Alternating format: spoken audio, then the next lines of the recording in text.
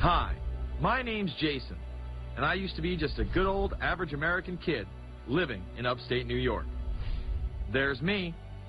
I played baseball, mastered Mortal Kombat, went to the prom, said the Pledge of Allegiance every day, and loved my country. I even lived the dream of every American youth, college. Sure, it was a state school, but it also happened to be a party town. Great times all around, right? Well, sort of. I still had to work hard as a pizza guy to make it. And of course there was school. I had to figure out the computer graphics programs I was working with, as well as attend classes I didn't care about. I certainly didn't know much about geopolitics. Then 9/11 happened and everything changed.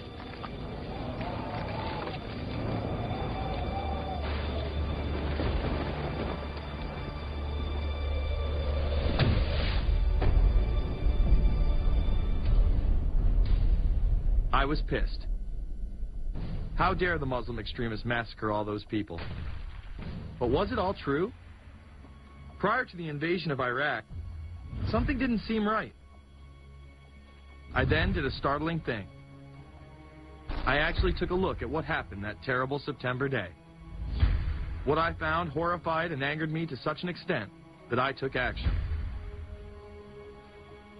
We were lied to, and lied to big time. Before I knew it, I went from a normal college student to the political guy at the party to one of the guys that brought you the first internet blockbuster, Loose Change. The film would not only change my life, but countless others as well. If you've ever seen Loose Change, the documentary about September 11th, conspiracy theorist documentary, it is riveting. Oh, like, yeah. You watch it, and by the end, not even the end, 10 minutes in, you're like... You got your car packed, your head... You're just like, oh my God, it's all true.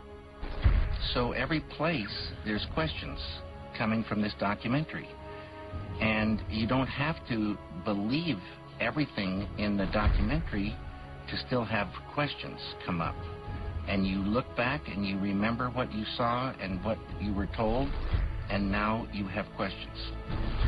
We got the boogeyman out there.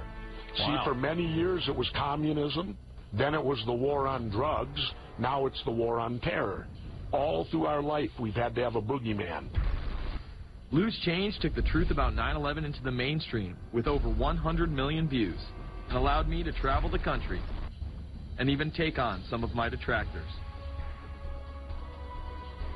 The answer is no, they cannot. Jason, I think it's telling that every time you disagree with something, you call the people a liar. I'm not calling anybody a liar, sir. I'm calling you a liar because you are a liar. But if we were lied to about 9/11, then who was really behind it? A lot of people on the web were pointing towards the New World Order, but that was impossible. I mean, the Hulkster couldn't be involved, could he?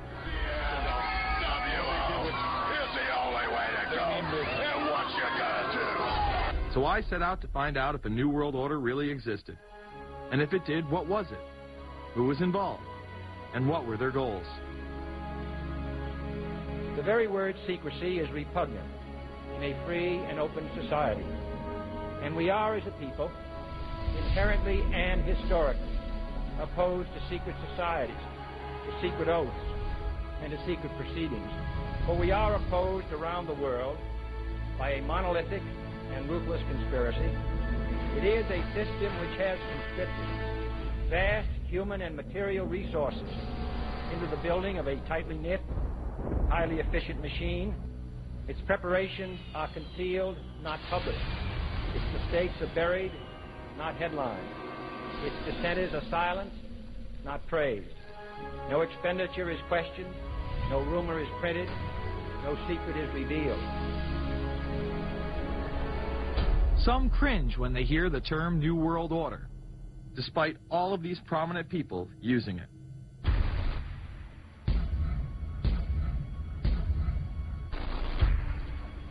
The world that maybe some people dreamt of at that conference back in Bermas, when it looked as if maybe history would end, that liberal democracy would triumph, that free market economics would slowly progress, and we'd have a new world order.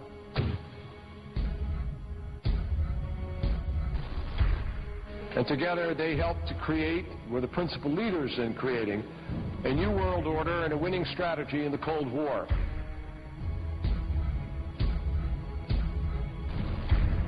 We are part of a new world order. And as the recently departed Admiral William J. Crowe once said, it's long on new and it's short on order.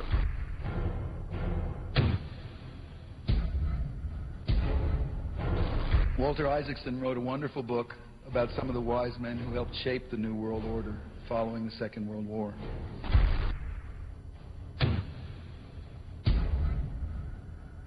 As we devise a way forward in Iraq, I urge the international community to embrace its responsibility for creating that new world order. A new world order based upon collective action.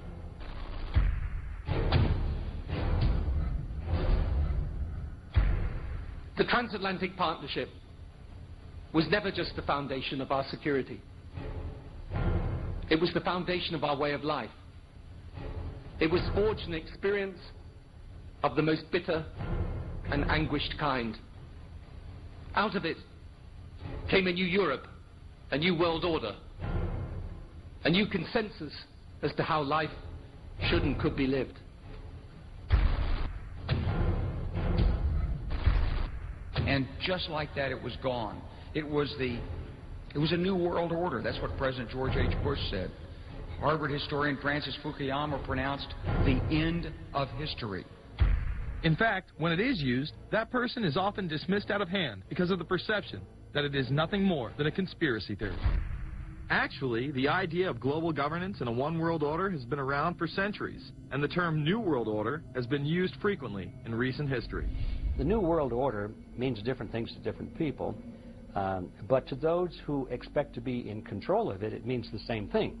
It means all the world under their control. They believe that somebody must rule. After all, people are too darn dumb to know how to rule themselves. They figured that that's their role. The first in-depth publication of note was Samuel Zane Batten's work, The New World Order, which was published in 1919. Under the cloak of Christianity, this order speaks of a new world rising and advocates social control over all people and all resources. It promotes a world federation with a world parliament, an international court, and a global police force. Some of its goals are as follows. Community. The danger and loss in crime and degeneracy. The determination to make community life safe, sanitary, wholesome, and moral. Industrial. The disappearance of class distinctions and the solidarity of all interests in the economic process. National.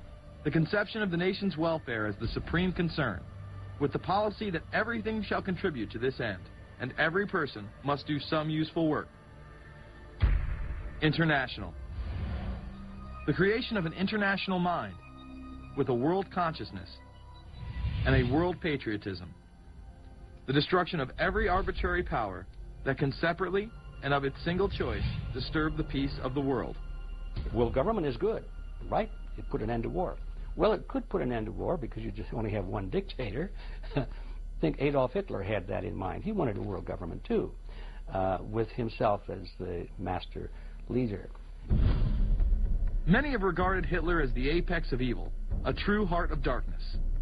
But how many people know that Hitler had his own vision of a new world order? Hitler had been promoted by the establishment. He graced the cover of Time magazine many times and was their Man of the Year twice. His vision was simple: unify Europe and then the world. The only real difference was that his order was racially motivated, instead of being based solely on religion. He even wrote a lesser-known follow-up to Mein Kampf in 1928 that many have dubbed My Order, or New World Order. President Roosevelt would condemn this order prior to World War II. Nazi forces openly seek to establish systems of government based on the regimentation of all human beings by a handful of individual rulers who seize power by force. Yes, these men and their hypnotized followers call this a new order. It is not new, and it is not order. The idea of globalization was so prominent in Nazi ideology that the 1936 Berlin Games would be the first time